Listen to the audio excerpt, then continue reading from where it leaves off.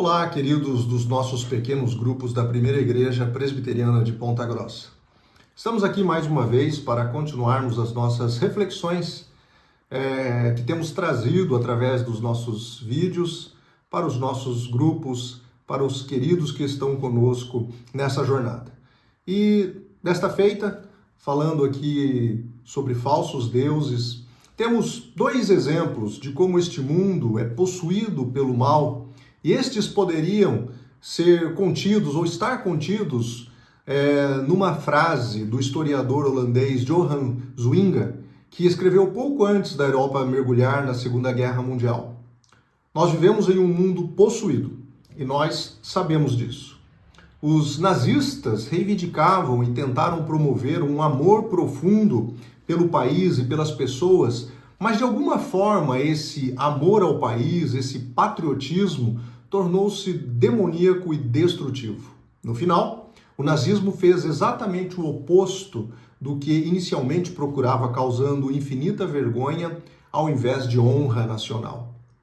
Também lá em 1794, Maximilien Robespierre, o líder da Revolução Francesa, disse à Convenção Nacional que a meta para o qual estavam a caminhar eram o gozo pacífico de liberdade e igualdade. No entanto, o seu reino de terror foi tão horrendo que o próprio Robespierre foi feito um bode expiatório e guilhotinado sem qualquer julgamento.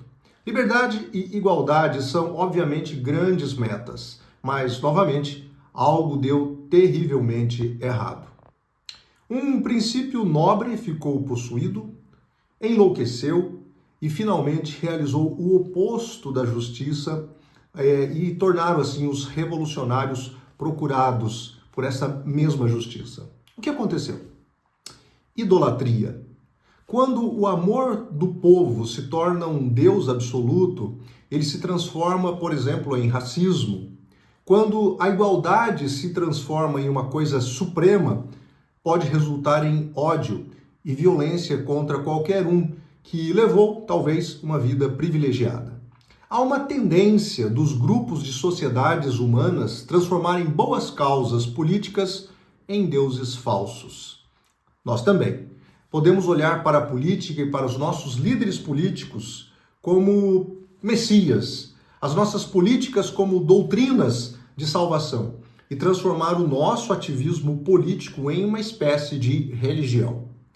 Um dos sinais de que um objeto se tornou um ídolo é que o medo se torna uma característica das nossas vidas. Quando centramos as nossas vidas sobre um ídolo, tornamos-nos dependentes. Se o nosso Deus falsificado está ameaçado de alguma forma, a nossa resposta também é de pânico. Nós não simplesmente lamentamos um infortúnio, mas dizemos, este é o fim, não há esperança. Esta pode ser uma razão pela qual tantas pessoas agora em nosso contexto têm polarizado, seguindo tendências políticas de uma maneira tão extrema. Quando uma das partes de uma eleição ganha, alguns, por exemplo, se manifestam dizendo que vão sair do país porque, na verdade, têm medo do futuro. Colocar um certo tipo de segurança em seus líderes políticos, esquecendo-se de Deus e também do Evangelho. Reinhold Niebuhr foi um teólogo americano proeminente no século XX. Ele afirmava que todos os seres humanos lutam contra um sentimento de ser dependente e impotente. A tentação original do Jardim do Éden foi o ressentimento dos limites que Deus tinha colocado para nós. Ao dizer em Gênesis 2,17, vocês não devem comer da árvore, do fruto da árvore. E na procura por ser como Deus, com poder sobre o nosso destino, demos atenção à tentação.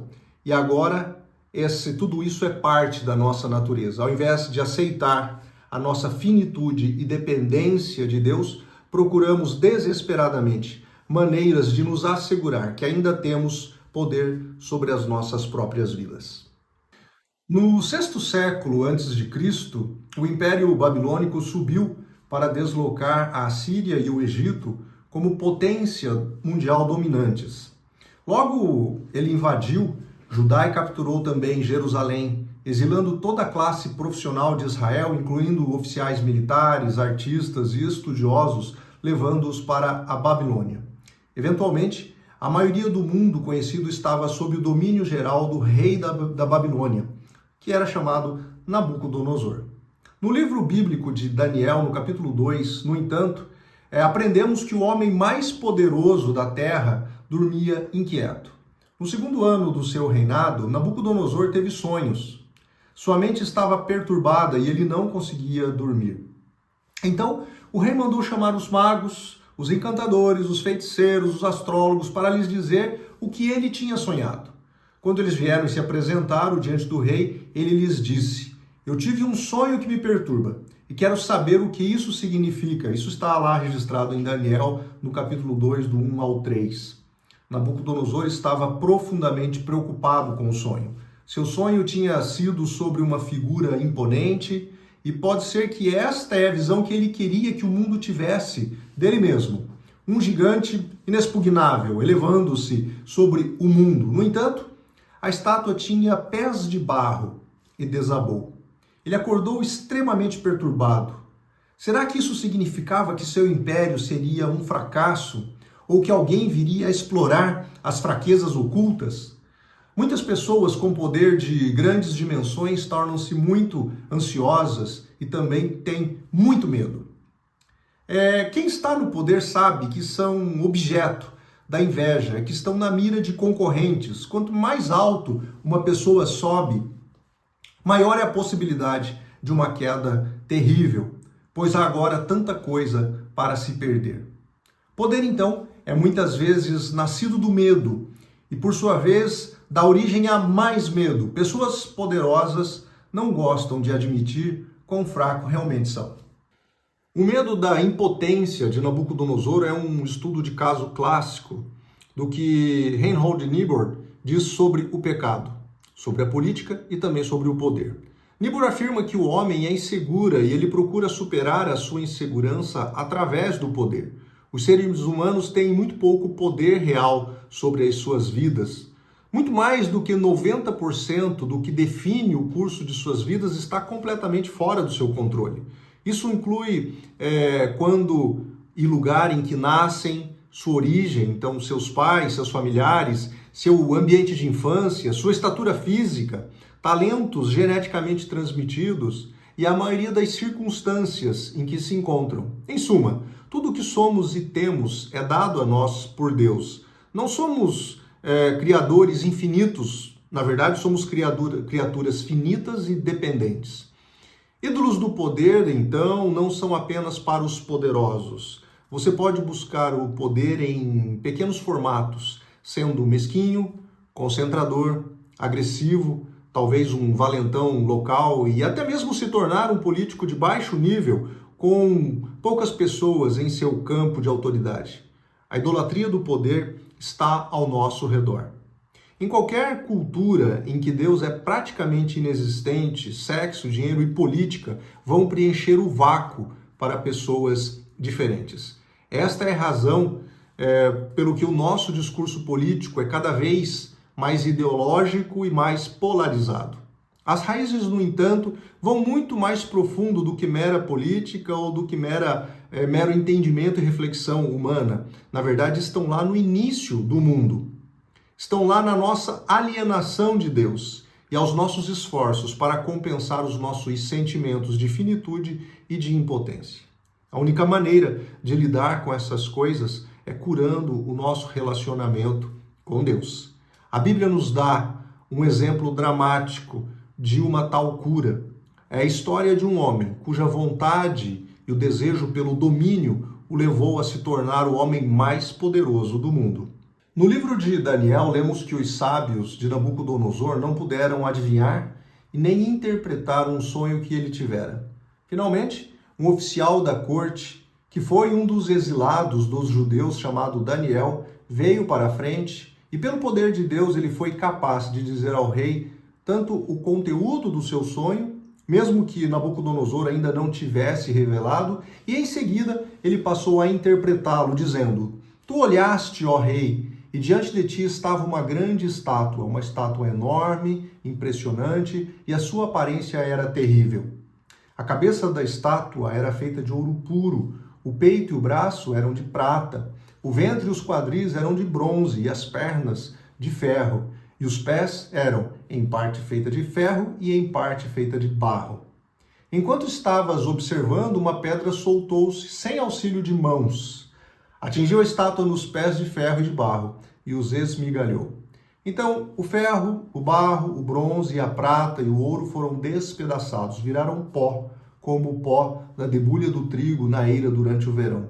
O vento os levou sem deixar vestígio, mas a pedra que atingiu a estátua tornou-se uma montanha e encheu toda a terra.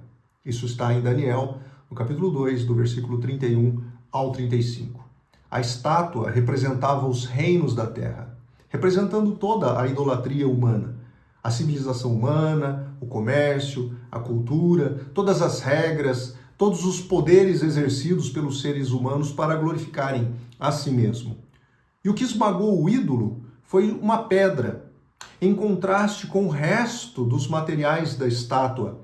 Pedra que não foi cortada e nem atirada por mãos humanas, mas foi atirada por Deus. Embora a pedra seja menos valiosa do que qualquer um dos metais da estátua, em última instância foi o componente mais poderoso.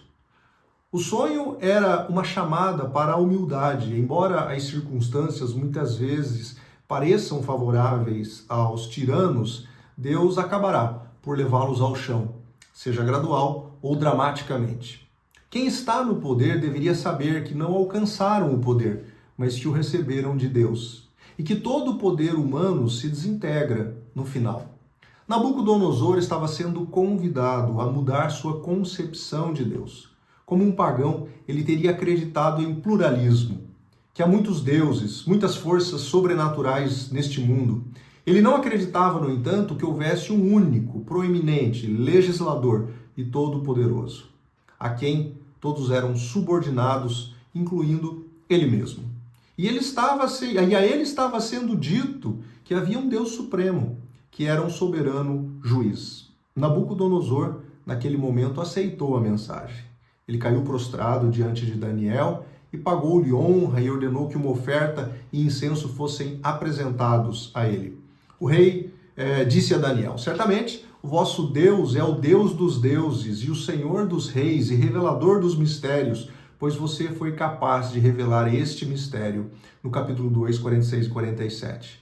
O rei confessou a Deus como Senhor dos reis, e o homem mais poderoso do mundo prostrou-se em um ato de humildade, bastante em desacordo com o costumeiro orgulho de Nabucodonosor. No capítulo 4 do livro de Daniel, se descreve Nabucodonosor já em seu palácio, contente, próspero, e ele tem outro sonho. Este não era meramente perturbador, mas também era aterrorizante.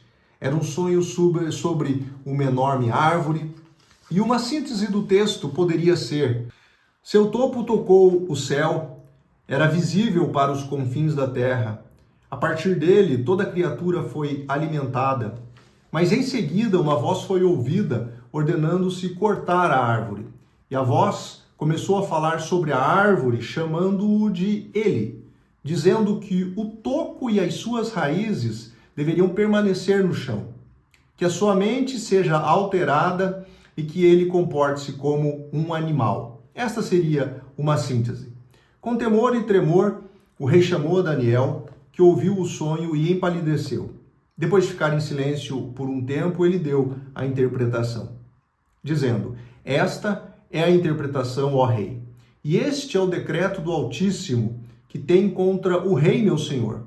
Você vai ser conduzido longe das pessoas e vai viver com os animais selvagens. Você vai comer capim com os bois e ser encharcado com o orvalho do céu. Passará certo tempo até que você reconheça que o Altíssimo é rei sobre os reinos dos homens e lhes dá a quem quer. O comando para deixar o toco da árvore com as raízes significa que o teu reino será restaurado para você quando você reconhecer que o céu reina. Portanto, ó rei, o meu conselho é: abandone seus pecados, fazendo o que é certo, e sua maldade por bondade para com os oprimidos. Pode ser que em seguida a sua prosperidade continue. O primeiro sonho tinha sido, em certo sentido, uma lição acadêmica. Ele falou em termos gerais sobre o caráter de Deus, o caráter do poder humano. Desta vez, Deus estava ficando pessoal. As lições acadêmicas não tinham ajudado. Ele ainda era um rei tirano. Ele ainda oprimia outras etnias, classes e mesmo os pobres. Agora Deus estava indo para ensinar-lhe o que de fato precisava aprender. Mas havia esperança. A árvore seria cortada, mas o toco seria deixado no chão para voltar a crescer. Esta foi a disciplina e dor infligidos para correção e redenção.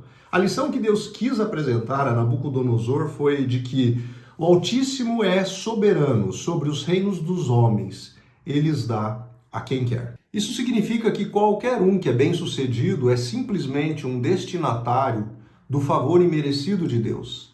Até mesmo as pessoas no topo da hierarquia mundial de poder, riqueza e influência não são melhores do que ninguém. Esta é uma forma rudimentar do Evangelho, onde o que temos é o resultado da graça, não de obras ou de esforços. Deus estava dizendo algo como: Rei Nabucodonosor, você deve entender que o seu poder foi dado a você pela graça de Deus. Se você soubesse que você seria tão mais relaxado, seguro e mais humilde e também justo.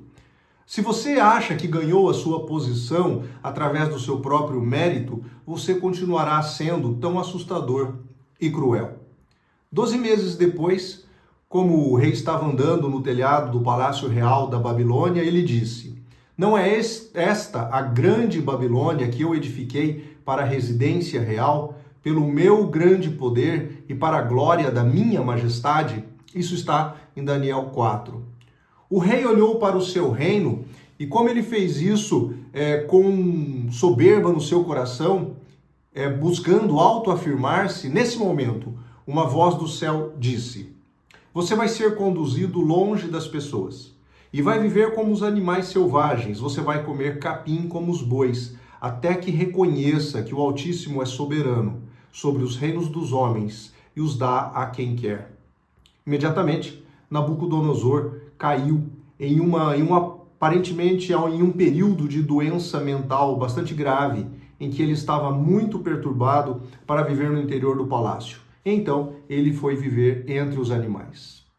O que aconteceu? Bem, uma das grandes ironias do pecado é que quando os seres humanos tentam tornar-se mais do que os outros seres humanos para serem como deuses, eles se tornam menores do que os seres humanos. Para ser seu próprio Deus, vivendo para a sua própria glória e poder, o homem é levado a ser o mais desumano e cruel, pois o orgulho faz de nós predadores. Isto foi o que aconteceu com o rei, a perda da humanidade. Mas se você se humilhar em vez de se rebelar e voltar para Deus, ao invés de viver para a sua própria glória, então a morte do seu orgulho pode ser a sua ressurreição. Você pode emergir finalmente, totalmente humano, com um coração terno, e em vez de um coração totalmente duro. Algo como isso aconteceu com Nabucodonosor. Nas palavras do seu próprio testemunho, ele conta como as coisas sucederam.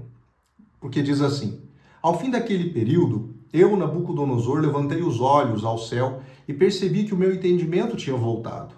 Então louvei o Altíssimo, honrei e glorifiquei aquele que vive para sempre. O seu domínio é um domínio eterno e o seu reino dura de geração em geração. Todos os povos da terra são como nada diante dele. Ele age como lhe agrada com os exércitos dos céus e com os habitantes da terra. Ninguém é capaz de resistir à sua mão, nem de dizer-lhe: O que fizeste? Naquele momento voltou-me o entendimento e eu recuperei a honra, a majestade e a glória do meu reino. Meus conselheiros e nobres me procuraram, meu trono me foi restaurado e minha grandeza veio a ser ainda maior. Agora eu, Nabucodonosor, louvo, exalto e glorifico o Rei dos céus, porque tudo que ele faz é certo e todos os seus caminhos são justos. E ele tem poder para humilhar aqueles que vivem com arrogância, dos versículos 34 ao 37 do 4º capítulo. Quando ele levantou os olhos para o céu, olhando para Deus, o resultado foi mais do que a restauração da sua sanidade. E ele tinha se tornado maior do que antes. Este é um padrão da profunda graça que vemos na supremacia de Jesus. Nossos corações dizem: eu subirei e serei como o Altíssimo, para o meu próprio bem. Mas Jesus disse: eu vou descer e me rebaixar por causa deles. Ele se tornou humano para não fugir de uma cruz e nela morrer por nossos pecados. Jesus perdeu todo o poder, Jesus abriu mão de toda a sua glória a fim de nos salvar.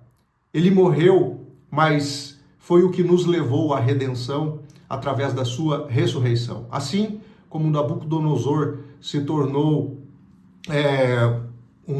quase um animal em fraqueza, mas soube reconhecer ao final quem era Deus, o verdadeiro Redentor. Se nós também confessarmos e entendermos a nossa insignificância, haverá redenção e transformação. A graça de Jesus cura a nossa vontade, o nosso desejo de poder. A resposta normal à nossa sensação de impotência é negá-lo. Mas Jesus nos mostra uma outra maneira de servir. Ele se tornou homem, o mais influente que já viveu. Jesus não é apenas um exemplo, ele é o Salvador. Só admitindo o nosso pecado, a nossa necessidade, a nossa impotência e lançando-nos na sua misericórdia, é que definitivamente ficaremos e viveremos no seu amor. Que Deus nos conduza na sua graça, sob a sua poderosa mão, e nos dê todo o entendimento no formato do seu amor, para que nós possamos, de fato, a Ele encontrar e a Ele render graça e também tributarmos toda a nossa vida.